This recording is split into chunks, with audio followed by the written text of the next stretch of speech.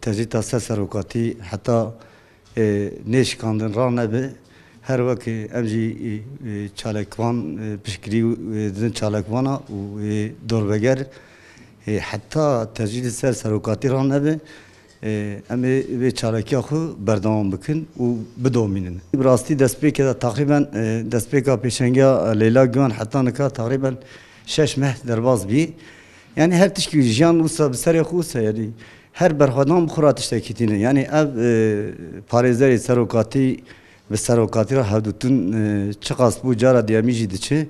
Lê ew delxwazê çalakgeran taybetî jî ê demê dawî ketine birçîbûna mirinê hevalê me zîndana dîsa wekî pêşengtiya vala Leyla da heta ew delxwaz û xwestekê me çalakvana êva hevala pêk nêse meka kanûn kî çê neke em bêjin dihêla asayî da serokatî şert û mejî serokatî çê neke tûcarî ev çalakiya waz lê nayê yani berdewam be.